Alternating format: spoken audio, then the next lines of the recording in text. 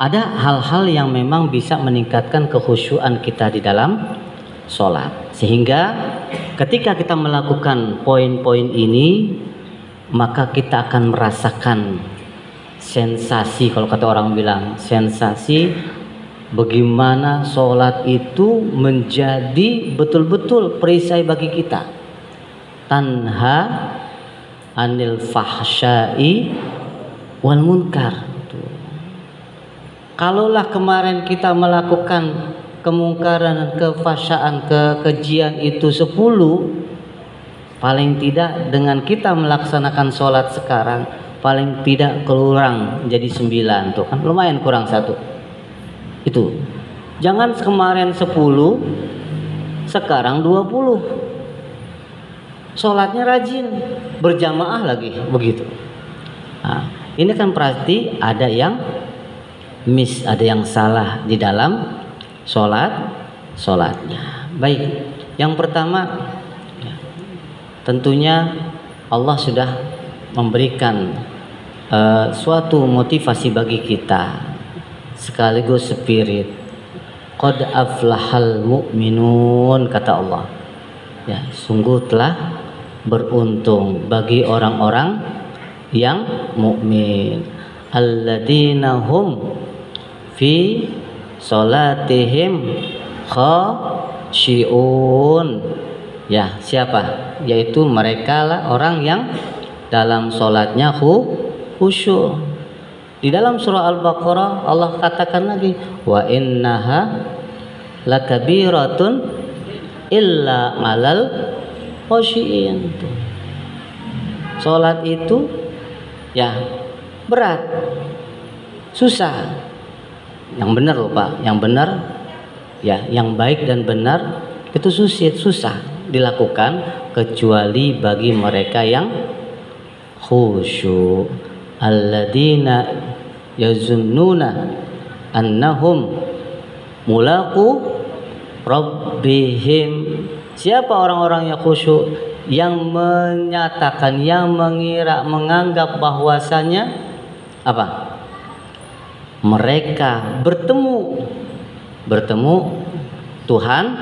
Tuhannya, Pak. Itulah arti makna mi'raj. Ya, Pak. Maka dikatakan sholat itu adalah mi'rajul mukmin, pertemuan hamba dengan Allah. Tuh. Poin pertama, yaitu kita mempersiapkan diri kita untuk sholat. Itu yang paling pertama, Pak. Tadi jam 5:30 kita ingin melaksanakan sholat maghrib berjamaah. Tentunya kita udah siap-siap, pakai bajunya yang mana. Iya, betul gak? Jangan mencap ngambil aja. Kalau yang dari rumah mencap ngambil aja, ambil aja. Pakai kaos Mick Jagger juga nggak apa-apa begitu. Pas begitu, kenapa sih?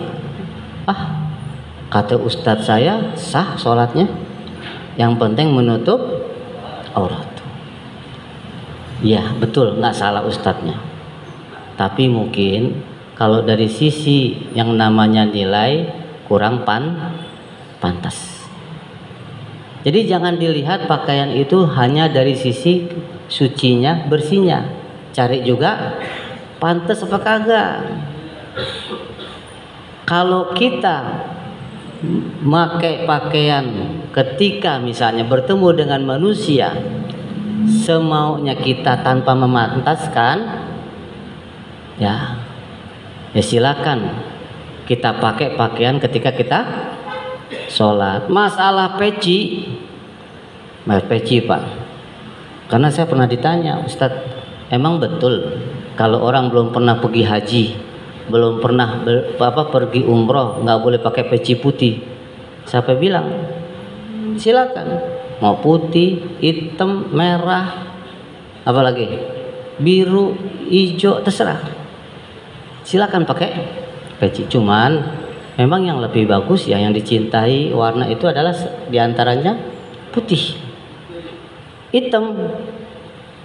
Kalau misalnya kita pergi ke negeri Timur Tengah selain Saudi, itu jarang Karena ini adalah identik dengan peci Indonesia. India dia punya peci ada coakannya begini. Coba kita bikin peci kayak coakan, kan lucu kita begitu. Masing-masing Pak. Sarungan itu Asia Pak. Sarungan Asia. Jadi lagi-lagi mari persiapkan dulu. Persiapkan bajunya, pakaiannya yang bersih, yang suci. Kemudian kita ikuti apa perintah Allah. Huzu zinatakum inda kulli masjid. Yang rapi, yang bersih, yang wangi tuh. Itu Pak. Ustaz nggak ada minyak wangi, minyak pakpung boleh nggak? Terserah.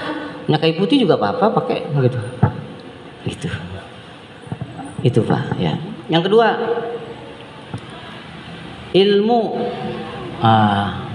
ilmu dalam sholat.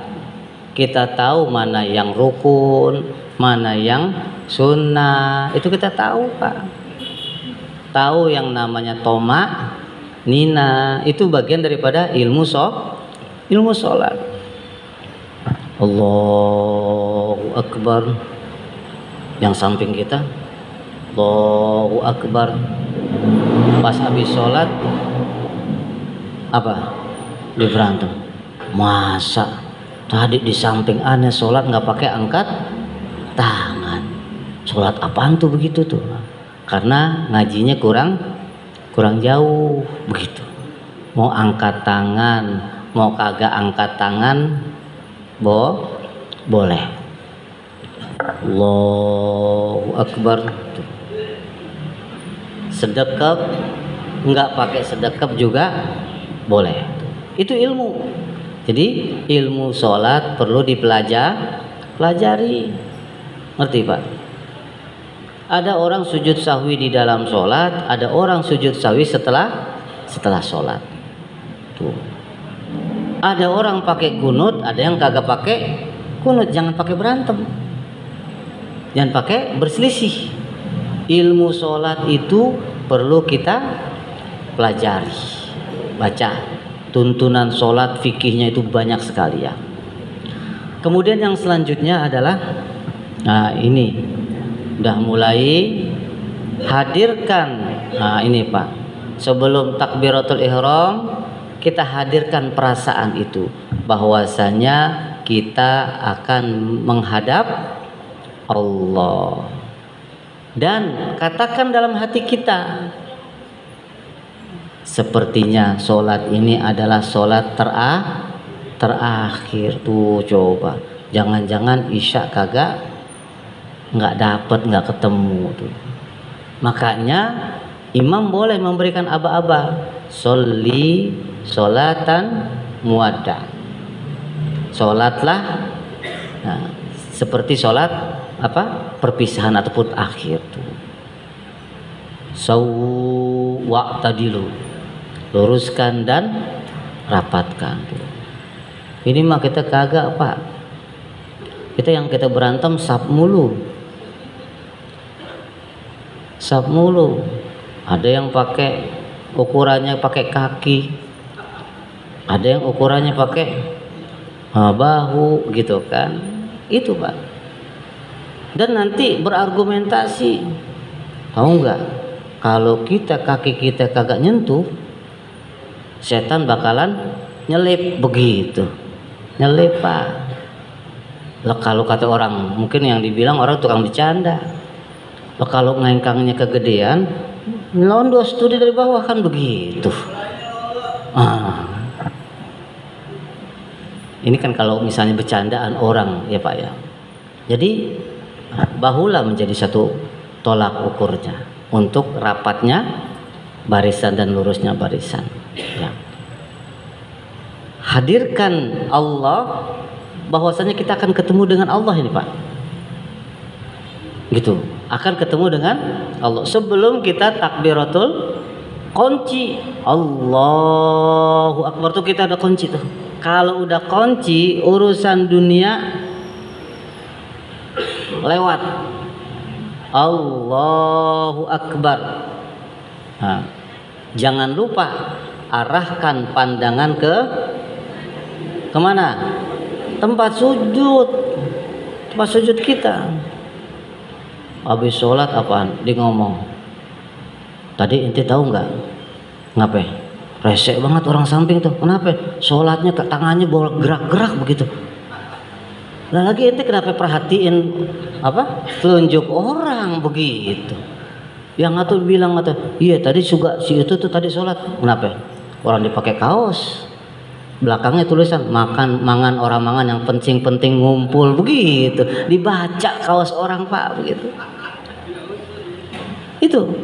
Itu baru di Masjid Riyadul Abidin Pak. Bagaimana di Ka'bah nanti depan Ka'bah Pak.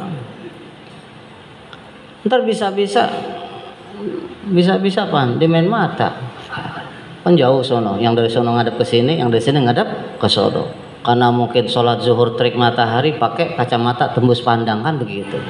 Dimainkan undip-undipan. Tetap harus menghadap arahkan ke maudius sujud, tempat sujud. Itu kalau mau khusyuk. Orang di samping kanan kiri kita siapa orangnya apapun dia perbuat, no problem. Ini mah kagak. Tahu gak tadi? Kenapa itu? Dia berdiri begini pakai ngupel tangannya begitu. Kepo Pak. Yang atuh bilang kagak. Orang betul begini. Jadi hal-hal yang sifatnya itu konsentrasi bakal buyar.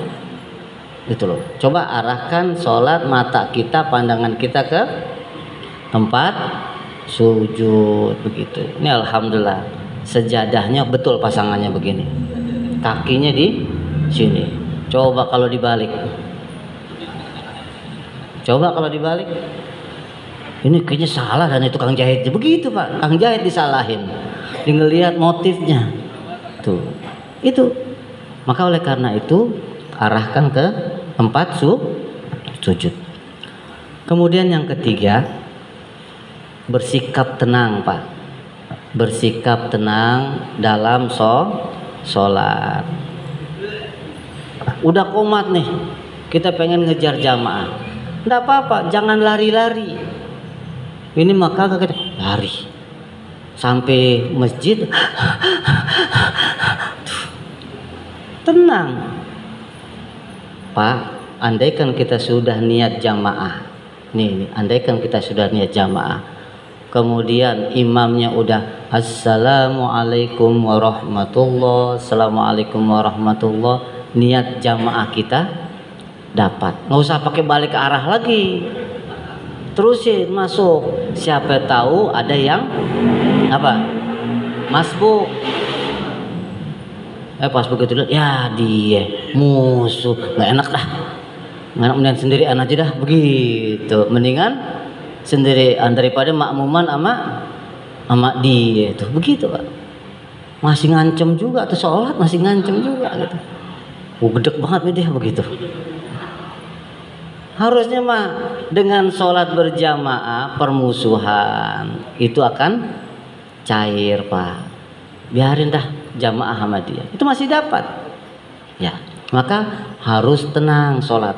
Allahu Akbar. Dari satu gerakan ke gerakan yang lain harus yang namanya kita nikmati. Tenang. Subhana rabbiyal azimi wa bihamdi. Subhana rabbiyal azimi wa bihamdi. Subhana rabbiyal azimi wa bihamdi. Sami Allahu liman hamida. Kata orang, Bang, ente sholat lama banget Bang. Udah 30 tahun, 40 tahun sholat lama banget. Itulah saya. Saya pengen jalan bukan di atas tanah lagi. Saya pengen terbang gitu. Ente kalau lihat anak terbang jangan kaget ya seperti itu. Artinya roh kita itu jangan hanya bermain di atas bumi Pak. Naik ke atas sedikit. Tingkatkan sedikit ya. Walaupun cuma 1 meter, tingkatkan sedikit gitu. Biar betul-betul kita memaknai makna sholat. Ya Allah, nikmat banget ya. Imam bacaannya luar biasa tadi itu. Artinya apa? Yang penting gue nikmatin aja udah begitu. Apaan tadi imam baca? sholat rakaat pertama? Hah? Al-Kafirun, betul. Betul. Yang kedua, wah ini mah jagoan. Begitu. Ntar rubah suratnya. Mau ngetes khusyuk apa kagak sholat kan begitu. Jangan nanti wah pasti Kafirun Al-Ikhlas. Kalau cuma nebak begitu doang mah gampang, Pak. Yang paling baik itu adalah begitu imam baca, kita resapi artinya. Qul huwallahu ahad, Allahus somad. Somad apaan somad? Hah? Somad. Somad alif lam syamfiyah apa alif lam komariah? Hah? Komariah? Hah? Syamsiyah. Alif lamnya kagak dibaca, ada hurufnya kagak dianggap tuh. Jangan sampai ada orang perempuan ya bilang sama lakinya, bang, ayah kayak alif lam syamsiyah bang, keberadaan saya kagak dianggap. Begih, salah mulu gitu ya bu ya. Jangan mau jadi alif lam syamsiyah tapi alif lam komariah, jadikan dirinya begitu ada dan dianggap. Allahus somad, lam yalid walam yulad walam kufuwan ahad tuh. Qol ada qolqolah, membel kalau kata orang bilang membel. Ahad walam yakul lahu kufuwan ahad. Bacanya pelan-pelan. Coba tanya dokter, Pak, makan yang paling bagus itu ngunyahnya berapa kali? Hah? Oh, 33 zikir. Hampir 40, Pak. Tuh, sampai halus.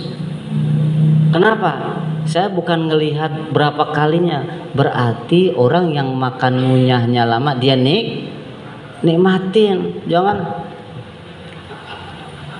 habis jadi apaan tuh gitu. Hah? Gitu. Oh gitu ya, langsung telan seperti itu ya. Baik Bapak Ibu yang dirahmati Allah Subhanahu wa taala. Ya. Kemudian yang selanjutnya adalah memahami bacaan sholat. Ya, tadi sudah sholat mengingat kematian. Memahami bacaan sholat. Salah satu rukun sholat itu adalah Fatihah. Betul. Kata Allah dalam hadis qudsinya, qasamtus sholata kismain. Aku membagi sholat itu dua sesi, dua bagian. Bagian untukku dan bagian untuk hambaku. Itu yang dimaksud dengan suratul Fatihah. Jadi orang kalau dalam sholat membaca Fatihah, maka setengahnya untuk Allah, setengahnya untuk yang membaca. Alhamdulillahi rabbil alamin. Kata Allah, hambaku memujiku. Tuh. Dibanggakan kita di hadapan malaikat. Malaikat memuji Allah udah gak kita sangkakan lagi, Pak. Malaikat kalau muji Allah, emang apa?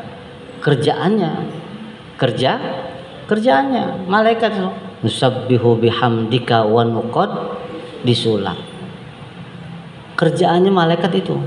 Makanan sehari-harinya subhanallah alhamdulillah. Tahmid, tasbih, takbir, tahlil itu makanannya malaikat. Gitu. Maka kalau ada orang nggak makan nasi, makanannya subhanallah alhamdulillah, dia malaikat tuh. Dia tapi kalau masih makan bubur, masih manusia juga gitu. Ya. Baik. Ar-Rahmanir Rahim, yang Maha Pengasih lagi Maha Penyayang. Habis dia memuji kata Allah, dia sanjung aku. Ar-Rahman, ada yang memberikan kasih sayangnya lebih tinggi daripada Allah. Ulama mentafsirkan bahwasanya Ar-Rahman untuk semua makhluk di dunia. Ar-Rahim ya untuk mukmin khusus ahli penduduk surga. Jadi dengan rahmannya Allah ini semua makhluk kebagian apa? Rahmatnya Allah Subhanahu wa ta'ala. Makanya enggak usah nguyuh nyari rezeki. Nyari rezeki, hampir sholat ditinggalkan, dapat berapa banyak? Udah sholat maghrib, ngapa? Tanggung, ngapa? Takut-takut orang bubaran dari mall, ke aneh nggak kedapatan orderan, begitu kata siapa? Nah, kadang-kadang orang matiin aplikasi, pergi, sholat dulu, itu Pak. Ibu ingetin Bu kepada suaminya Bu, ayang sholat dulu. Kalau ayang meninggalkan Allah bagaimana? Gak mungkin ayang akan meninggalkan baby saya. Itu. Kalau ayah mas berani meninggalkan Allah, tidak menutup kemungkinan suatu saat ayah akan tinggalkan diriku. Hati-hati Bu, dapat yang mudaan dikit dilepas sudah begitu. Allah aja ditinggalin begitu. Allah aja ditinggalin. Orang kalau dia takut sama Allah udah pasti sayang sama anak, istri dan keluarga. Kalau itu cara ciri-ciri khas anak orang yang takut kepada Allah. Tapi kalau dia tidak takut kepada Allah, Allah jadi kagak takut, malaikat kagak takut. Maka apalagi kepada manusia. Maka Ar-Rahman Ar-Rahim, kata Allah, dia menyanjungku, hambaku menyanjungku. Kemudian Malik Yaumiddin, ada qiraat Malik Yaumiddin, ada yang panjang Malik Yaumiddin, ada yang Malik Yaumiddin. Itu dua-duanya sahih, betul cara bacanya. Apa? Dia memuliakanku. Malik berarti pemilik hari akhirat. Kalau Malik Yaumiddin, raja pada hari akhirat. Itu kata Allah, kembali kepadaku. Dia memujiku, menyanjungku, memuliakanku. Iyyaka na'budu wa iyyaka. Nah, ini setengah ke Allah, setengah ke hamba. Apa? Hak Allah disembah, makanya iyyaka na'budu. Hak manusia ditolong. Maka kalau kita sudah totalitas menyembah Allah, kewajiban Allah untuk menolong hambanya. Itu. Kalau caranya kita nggak usah ikut campur. Ini kadang-kadang kan begitu. Ya Allah, tolong saya lagi butuh. Ya Allah butuh. Allah kasih pertolongan, tapi kebanyakan orang sesuai yang dia kepengenin gitu loh. Pak, Allah menolong manusia dengan caranya. Terserah bagaimana Allah menolongnya. Kita nggak usah ikut campur. Ingat, dalam satu hadis dikatakan, ketika Allah ingin mewujudkan ketentuannya, qada menjadi takdir, Allah akan rampas dia punya logika akal sampai qada itu berubah menjadi takdir, dan Allah kembalikanlah ya akal manusia. Bagi yang beriman, dia akan mengatakan subhanallah, baru pengen makan ini, makan duren, tahu-tahu ada yang bawain tuh. Baru pengen makan kecapi, di sini Bangka nggak ada kecapi, tahu-tahu ada yang bawain. Itu namanya bukan rezeki nomplok. Itulah yang namanya kedekatan hubungan kita kepada Allah, sehingga walahum fiha ma tad'un, itu Allah kasihkan contoh di dunia. Sebelum kita berucap, ya Allah sudah kabulkan. Bagi yang nggak beriman, emang anak orang anak soleh, rezekinya anak soleh. Dewi Fortuna lagi sedang berpihak kepada saya tuh, sombong amat Pak, sombong gitu loh, sombong amat begitu Pak ya. Itu jadi caranya Allah, jangan kita ikut campur.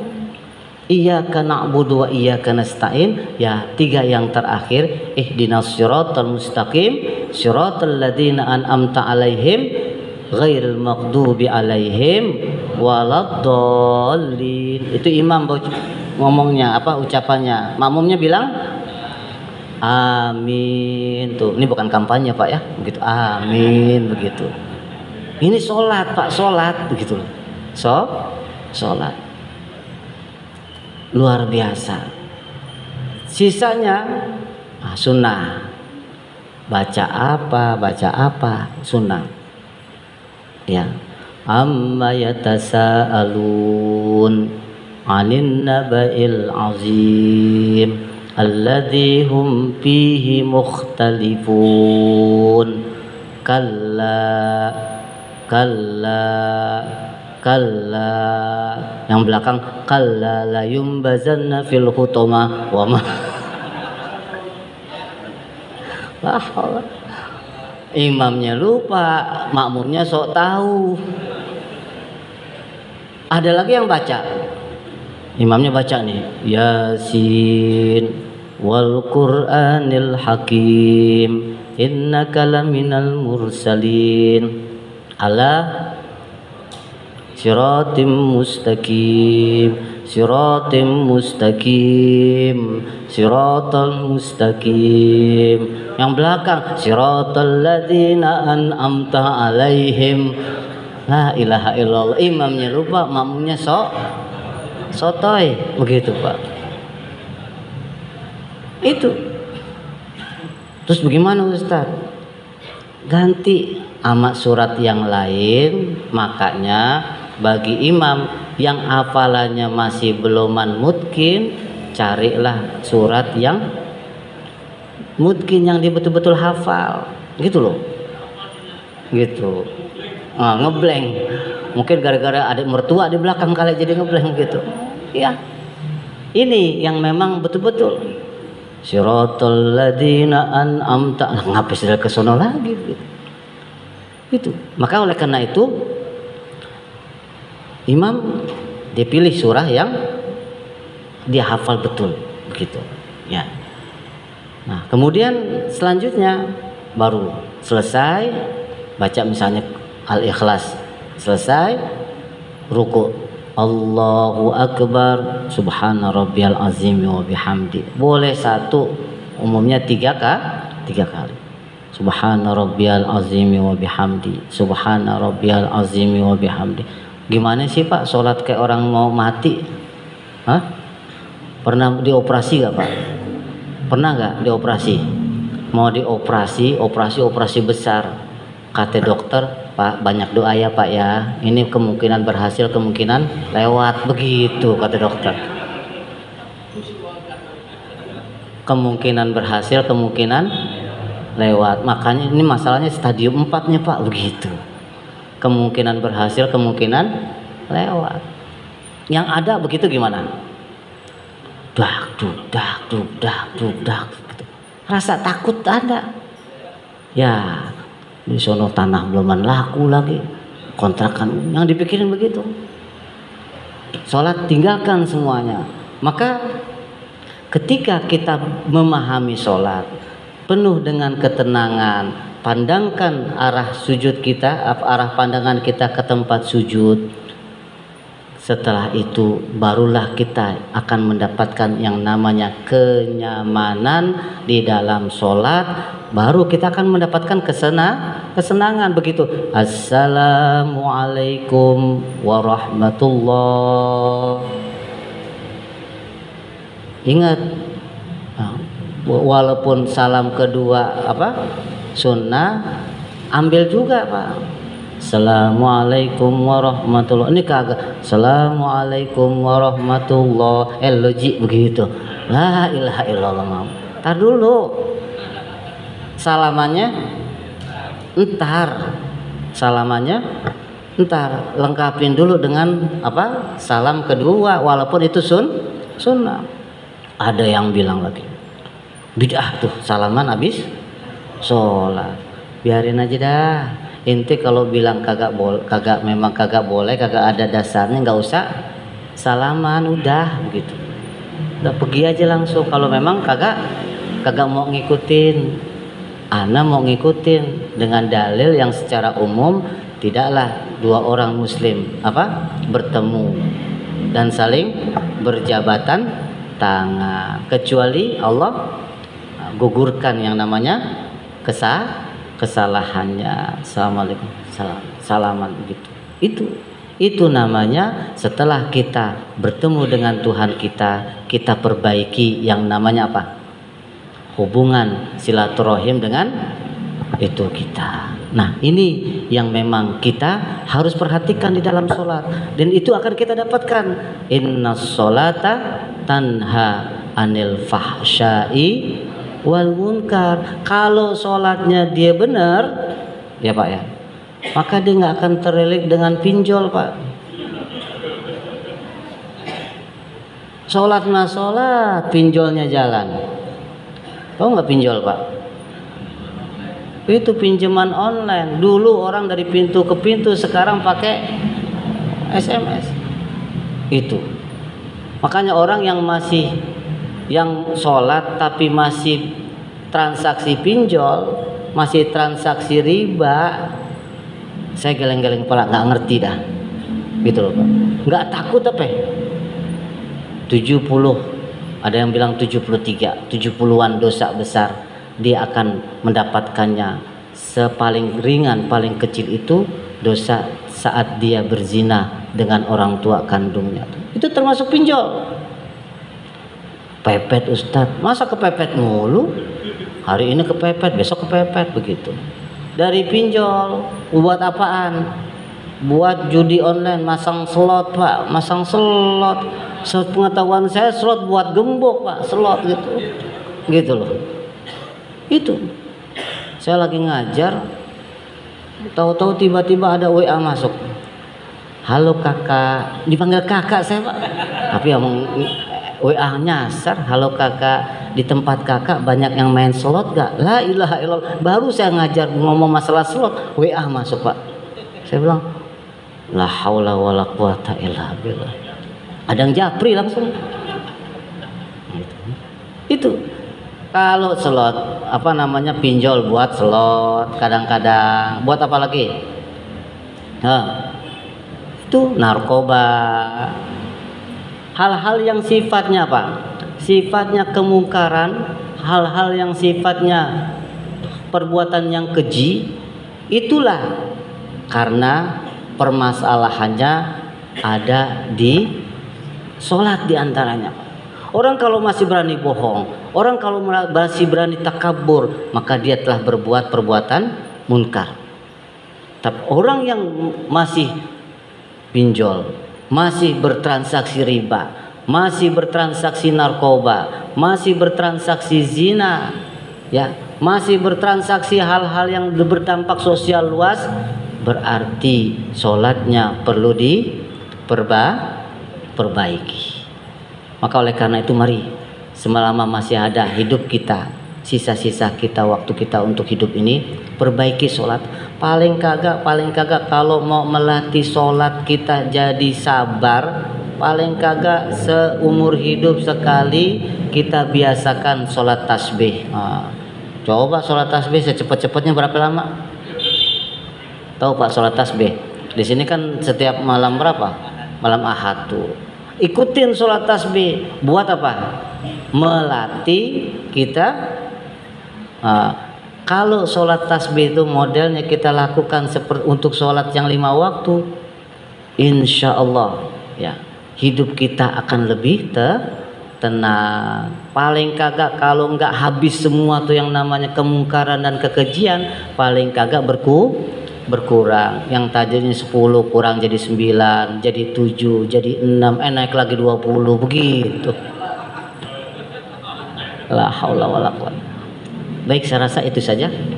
Mungkin ada yang mau bertanya, saya persilakan yang ingin bertanya. Masih ada waktu. Iya.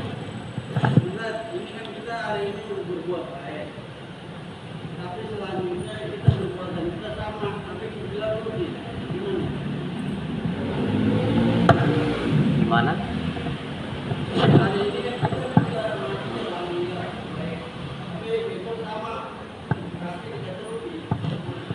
Oh, barang siapa yang harinya, ya, gitu kan Pak ya. Barang siapa yang harinya apa? Hari ini sama dengan hari yang kemarin, maka dia rugi. Nah, itu untuk memotivasi Pak.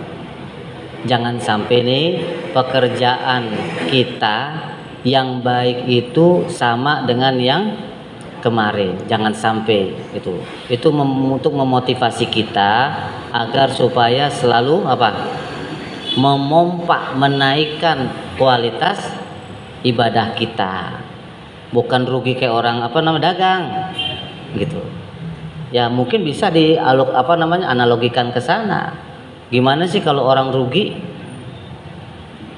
Tapi jangan ambil nyebut begini, percuma aja begitu loh. Jangan. Kalau udah percuma, tidak ada yang namanya perbuatan baik yang sia-sia. Sekecil apapun perbuatan baik pasti ada ganjarannya, ada manfaatnya. Tapi hal ini memotivasi kita agar supaya berlaku lebih baik. Sekarang harus lebih baik daripada kemarin. Nah, besok harus lebih baik dari sekarang. Tapi jangan diartikan gini, oh berarti hari ini saya nyolong cuma dapat 1 juta, begitu besok 2 juta. Jangan. Ini bukannya tambah baik gitu ya. Hari ini dapatnya sendal jepit, besok harus sendal kulit. Jangan gitu. Ini namanya bukan, nah ini keblinger Pak gitu ya. Ada lagi? Silakan. Mungkin satu lagi. Ya, baik, saya rasa ini saja. Mudah-mudahan ya sholat kita lebih baik lagi. Dan ketika kita menghadap kepada Allah, ya Allah terima semua amal ibadah kita. Bersyukur kita dipanggil oleh Allah saat kita sedang sholat begitu. Nggak bisa dibuat perencanaan bisa Pak. Tapi pengen mati dalam sholat itu kita harus niatkan minta kepada Allah. Siapa tahu saat kita sujud kita meninggal, dan itu bisa. Bagaimana orang dimatikan sesuai dengan kesehari-harian dia dalam berbuat. Mudah-mudahan Allah matikan kita dalam keadaan husnul khatimah, dan Allah terima segala amal ibadah kita, ampuni dosa-dosa kita semua. Al-Fatihah. A'udzubillahi minasyaitonir rajim. Bismillahirrahmanirrahim. Alhamdulillahirabbil alamin arrahmanirrahim.